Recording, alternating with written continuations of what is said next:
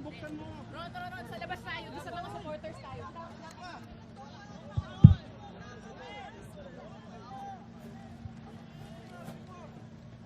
Wow, kamaligo! Tinutulak ako dito.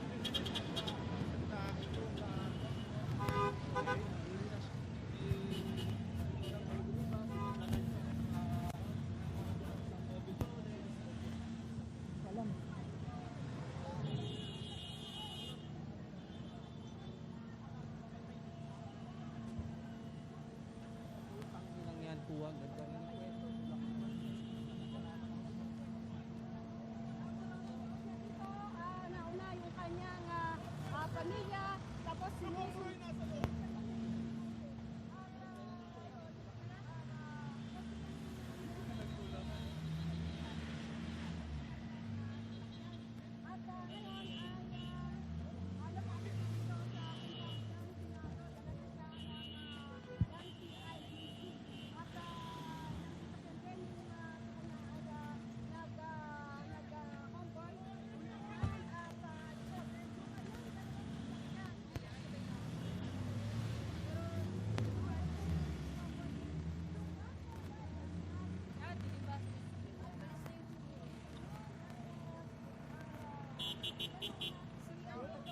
Ayla de Lima leaving her office, the media of course over there trying to get any statement from the senator. Let's see if the senator will give us any information. Cecil Ardizabal joins us also on the phone. Cecil, go ahead. Hi, Pinky. There's a bit of commotion here. You know, everyone wants to get the best footage, and everyone wanted to get a glimpse and wanted to be near the senator if ever she will speak and give her statement. It's not yet clear for now if the senator is going to give her statement, but we've seen her outside her office at this time. She's being accompanied by some of her family members, the Senate Sergeant at Arms, Senator Kiko Pangilinan. Of course, we've seen Father Robert Reyes. We are asking the senator if she wants to have a short statement. There's a lot of tension and panic here. There are many media entities wanting to get the best footage right now, Pinky, but I think right now she is going to speak. Pinky, let's listen in to what she's going to say. Magandang umaga po sa inyong lahat.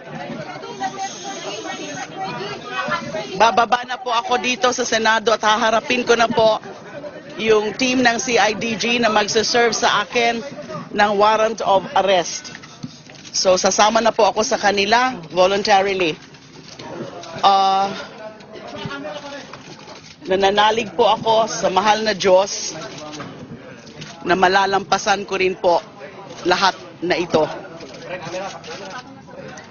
Na sa bandang huli, lalabas po ang katotohanan at makakamit ko po ang hustisya.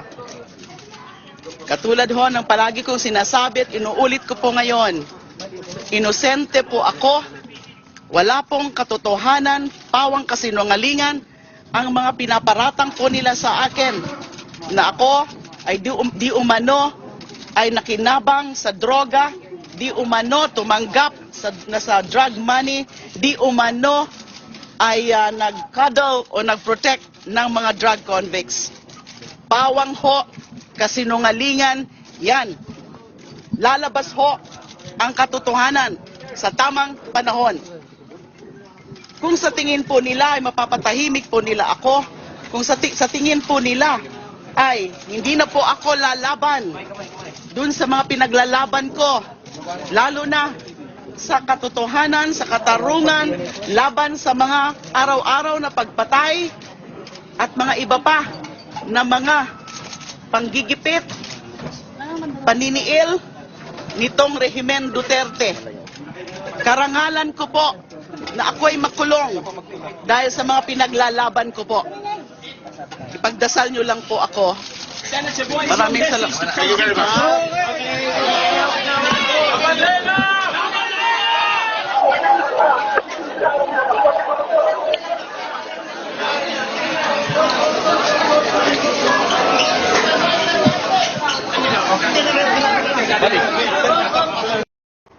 Let's speak to Bebot Alvarez, the Speaker of the House of Representatives. Speaker Alvarez, magandang umaga po sa inyo, sir. Ay, magandang umaga po, ma'am.